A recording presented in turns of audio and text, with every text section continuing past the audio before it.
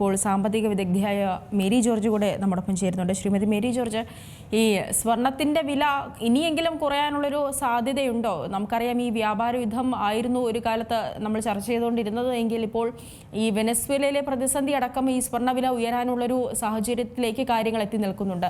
ഈ ഒരു ഘട്ടത്തിൽ അവിടെയൊന്നും ഒരു പരിഹാരമൊന്നും ആകാത്ത ഒരു സ്ഥിതിക്ക് ഈ സ്വർണ്ണവില ഇനിയും ഉയരാനുള്ള സാധ്യത തന്നെയാണോ? സ്വർണ്ണവില ഉയരാനുള്ള സാധ്യത തന്നെയാണ് കാണുന്നത്. കാരണം വെനസ്വേല കഴിഞ്ഞിട്ടും ട്രംപ് നിർത്തുന്നില്ല.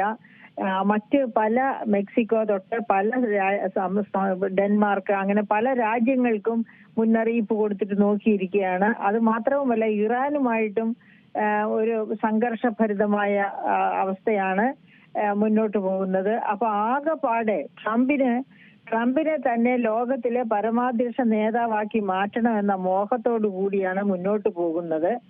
ആ സാഹചര്യത്തില് ഓഹരി വിപണി എവിടെയാണെങ്കിലും ഓഹരി വിപണിയിൽ അനിശ്ചിതത്വം കാണും. അതുപോലെ തന്നെ അതായത് ഈ ഡോളറിന്റെ മൂല്യത്തിലും അനിശ്ചിതത്വം കാണും. കൂടുമോ കുറയുമോ എന്നൊക്കെയുള്ള സംശയം. നാളെ എന്ത് സംഭവിക്കും? വെസ്റ്റ് ഏഷ്യയിൽ മാത്രം ഉണ്ടായിരുന്ന പ്രശ്നം ഇപ്പൊ മറ്റു രാജ്യങ്ങളിലേക്കും കൂടി വ്യാപിക്കുകയാണ്. അതായത് വെനസ്വേല തൊട്ടുള്ള ലാറ്റിൻ അമേരിക്കൻ രാജ്യങ്ങളിലേക്കും ഒക്കെ വ്യാപിച്ചുകൊണ്ടിരിക്കുകയാണ്. അപ്പോ ട്രംപ് ഒരു സ്ഥിര സ്വഭാവത്തിലേക്ക് മടങ്ങി വന്ന്, അതായത് താൻ ലോകത്തിന്റെ സ്വേച്ഛാധികാരി അല്ല, തനിക്ക് അങ്ങനെ ആകാൻ പറ്റില്ല, ലോക രാഷ്ട്രങ്ങളുടെ മേൽ തനിക്ക് അധികാരം കാണിക്കാൻ പറ്റില്ല. കാരണം യുണൈറ്റഡ് നേഷൻസ് കാണിച്ച എതിർപ്പിനെ പോലും വകവയ്ക്കാതെ യുണൈറ്റഡ് നേഷൻസിലേക്ക് ട്രംപിന്റെ അതായത് US കോൺട്രിബ്യൂഷൻസ് ഒക്കെ വെട്ടിക്കുറച്ചിരിക്കുകയാണ്. അതായത് യഥാർത്ഥത്തില് 204 മെമ്പേഴ്സ് ഉള്ള യുണൈറ്റഡ് നേഷൻസില് US പോലെ വളരെ കൂടുതലായിട്ട് സംഭാവന ചെയ്യുന്ന രാജ്യങ്ങൾ കുറവ് മാത്രമാണ്. ഏറ്റവും കൂടുതൽ സംഭാവന ചെയ്യുന്നത് ട്രംപാണ്. അപ്പൊ ട്രംപ് വെട്ടിച്ചുരുക്കുന്നു, ട്രംപ് ഭീഷണി മുടക്കുന്നു, അഥവാ UN ഭീഷണി, ട്രംപ് എന്നെ ഏശുന്നില്ല എന്നൊക്കെ വരുന്നത് വളരെ ഗൗരവമുള്ള കാര്യങ്ങളാണ്. ലോകം ഇങ്ങനെ പോയാൽ എങ്ങോട്ടാണ് പോവുക? ഇതൊക്കെ തന്നെ ഇപ്പൊ നമുക്ക് അതായത് നമ്മുടെ ചിന്തകളെ സ്വാധീനിക്കുന്ന ഫാക്ടേഴ്സ് ആയിട്ട് മാറിയിരിക്കുകയാണ്. അപ്പൊ സ്വർണത്തിന്റെ വില തൽക്കാലം താഴോട്ട് പോകും എന്ന് പ്രതീക്ഷിക്കേണ്ട. ഇത്തിരി കയറ്റിറക്കങ്ങളോടുകൂടി മുകളിലേക്ക് തന്നെ പതുക്കെ ചരിച്ചുകൊണ്ടിരിക്കും.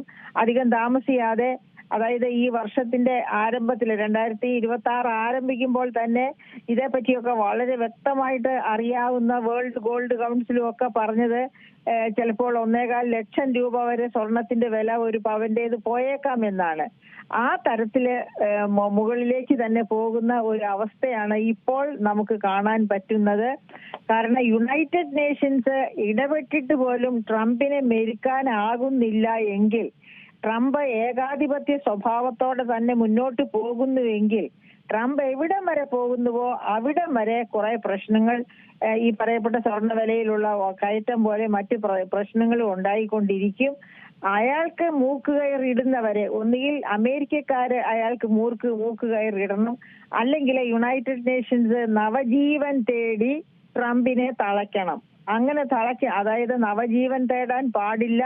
മറ്റു രാജ്യങ്ങളെല്ലാം ഒറ്റക്കെട്ടായിട്ട് നിന്ന് ട്രംപിനെതിരെ പൊരുതാമെന്ന് വെച്ചാല്, ട്രംപിനെ വരുതിയിൽ നിർത്തണം എന്ന് വിചാരിച്ചാല് തീർച്ചയായിട്ടും അത് പറ്റും. പക്ഷെ നിൽക്കുമോ?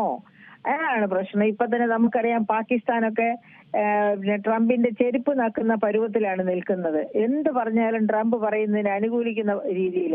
അങ്ങനെയുള്ള ഒരുപാട് രാജ്യങ്ങളുണ്ട്. ഭയം കൊണ്ടാണ്, അതല്ലാതെ യഥാർത്ഥ സ്നേഹം കൊണ്ടല്ല.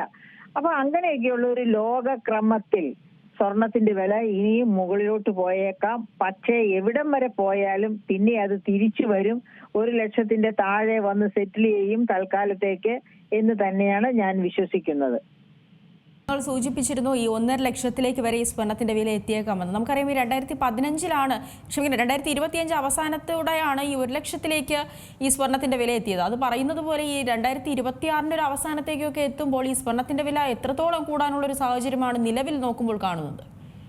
അതായത് നിലവിൽ നോക്കുമ്പോൾ നമുക്കറിയാം, ഡിസംബറിലാണ് 1 ലക്ഷം കവർ ചെയ്യുന്നത്. ഡിസംബർ 12 എന്റെ ഓർമ്മ. അങ്ങനെ ഡിസംബർ 12 1,04,440 രൂപയിലേക്ക് എത്തിയ സ്വർണം താഴേക്ക് പതുക്കെ പോയി, പിന്നെ വീണ്ടും പൊങ്ങി വന്നു. പക്ഷെ ഇത് 1 ലക്ഷത്തിന് 1.5 ലക്ഷത്തിലേക്കൊക്കെ പോകുമെന്ന് വിശ്വസിക്കേണ്ട കാര്യമില്ല. കാരണം ട്രംപിനെ അത്രയ്ക്ക് അതിനു മുൻപേ ട്രംപിന്റെ ചെവിക്ക് പിടിച്ച് ആരെങ്കിലും ഒക്കെയും കൂടി മര്യാദക്കാക്കുമെന്നാണ് എനിക്ക് തോന്നുന്നത്. കാരണം എന്താണെന്ന് വെച്ചാൽ ട്രംപ് ഇപ്പൊ പോകുന്ന ഈ താരിഫ് നയവുമായിട്ട് പോയാൽ ട്രംപിന്റെ രാജ്യത്തിന്, അമേരിക്കയ്ക്ക് തന്നെ അത് വലിയ പ്രശ്നങ്ങൾ സൃഷ്ടിക്കും. അവിടെ വലിയ വിലക്കയറ്റം ഉണ്ടാകും. അങ്ങനെയുള്ള ഒത്തിരി പ്രശ്നങ്ങൾ അമേരിക്കയ്ക്ക് തന്നെ ഉണ്ടാകും. അമേരിക്ക ഇനി ഒരു പ്രാവശ്യം കൂടി federal reserve rate of interest കുറയ്ക്കുകയാണെങ്കിൽ അമേരിക്കൻ ഡോളർ പിന്നെയും മൂല്യം ഇടിയും. അങ്ങനെ മൂല്യം ഇടിയുന്നു. അത് മാത്രവുമല്ല, അമേരിക്കയിൽ ഇൻഫ്ലേഷൻ ഭയങ്കരമായിട്ടുണ്ടാകും. ഇതൊക്കെ അമേരിക്കയിൽ സൃഷ്ടിക്കുന്ന പ്രശ്നങ്ങൾ തന്നെ ട്രംപിന് മൂക്കുകയറിടുന്നതിന് സാഹചര്യം ഒരുക്കും. അതുകൊണ്ട് അങ്ങനെ 1.5 ലക്ഷത്തിലേക്ക് പോകുമെന്ന ഒരു ഭയം എനിക്ക് തോന്നുന്നില്ല. ഇതുവരെ കണ്ട ലോകത്ത് സ്വർണത്തിന് അങ്ങനെ കുതിക്കാൻ പറ്റില്ല. അല്ലെങ്കിൽ ഇനിയും ഒരു ലോക മഹായുദ്ധ സാഹചര്യമൊക്കെ ഉടലെടുക്കണം. അങ്ങനെയൊന്നും വരാതെ, അതായത് ചൈനയും റഷ്യയും ഒക്കെ ഈ നോക്കിയിരിക്കുകയാണ് സാഹചര്യങ്ങൾ, എവിടെ തുടങ്ങണം എവിടെ തീർക്കണം എന്നൊക്കെ വിചാരിച്ച്. അപ്പൊ നമുക്ക് നല്ല സൂചനകളല്ല ഇപ്പോഴത്തെ അവസ്ഥ തരുന്നത്. നല്ല സൂചനകളല്ല തരുന്നത് എങ്കിൽ പോലും 1.5 ലക്ഷത്തിലേക്ക് സ്വർണത്തിന്റെ വില പോകുമെന്ന് ഉള്ള ആശങ്ക എനിക്കിപ്പോൾ തോന്നുന്നില്ല. പിന്നെ നമുക്ക് വെയിറ്റ് ചെയ്ത് കാണാമെന്നേ ഉള്ളൂ. ഏതായാലും സ്വർണം വാങ്ങി മക്കളെ കെട്ടിക്കാനിരിക്കുന്നവർ ശ്രദ്ധിക്കുക. ലൈറ്റ് വെയിറ്റ് സ്വർണത്തിലേക്കൊക്കെ മാറിക്കൊണ്ട് നിങ്ങൾക്ക് ഇടാനുള്ള പണം മുഴുവനും സ്വർണ്ണ ബോണ്ടില്, ഗോൾഡ് എക്സ്ചേഞ്ച് ബോണ്ട്, അതായത് ഗോൾഡ് ബോണ്ട് എന്ന് പറയുന്നത് ഗവൺമെന്റ് ഓഫ് ഇന്ത്യയുടെ തന്നെ റിസർവ് ബാങ്കിന്റെ സഹായത്തോടെ നടപ്പാക്കുന്ന സംവിധാനമാണ്. നമ്മൾ അതിലേക്ക് സ്വർണ്ണ ബോണ്ടിലേക്ക് നിക്ഷേപിച്ചാൽ ആ നിക്ഷേപത്തിന് 2.5% പലിശ കിട്ടും. 2.5% പലിശ കിട്ടുമെന്ന് മാത്രമല്ല, സ്വർണത്തിന്റെ വില സ്വർണ്ണ മാർക്കറ്റിൽ എങ്ങനെ വർദ്ധിക്കുന്നുവോ ആ വർധനവിന്റെ പ്രയോജനങ്ങൾ മുഴുവനും നമുക്ക് കിട്ടും. അപ്പൊ സ്വർണ്ണ ബോണ്ടില് രജിസ്റ്റർ ചെയ്യുന്നതാണ്. അതായത് ഗോൾഡ് എക്സ്ചേഞ്ച് ട്രേഡഡ് ഫണ്ടൊക്കെ ഉണ്ട്. അവിടെയൊക്കെ കുറച്ച് അനിശ്ചിതത്വം ഉണ്ട്. ഗവൺമെന്റ് അല്ല അവയൊക്കെ കൈകാര്യം ചെയ്യുന്നത് എന്നതുകൊണ്ട്. അപ്പൊ ഈ ഗോൾഡ് ഈ പറഞ്ഞതുപോലെയുള്ള ഗവൺമെന്റിന്റെ ഇതിലാണ് ഇൻവെസ്റ്റ് ചെയ്യുന്നത് എന്നുണ്ടെങ്കിൽ നമുക്ക് ധൈര്യമായിട്ടിരിക്കാം.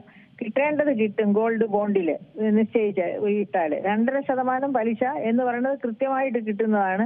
അതോടൊപ്പമാണ് ഗോൾഡിന്റെ വിലയിൽ ഉണ്ടാകുന്ന മാറ്റത്തിനനുസരിച്ച് കിട്ടുന്ന അധിക വരുമാനവും.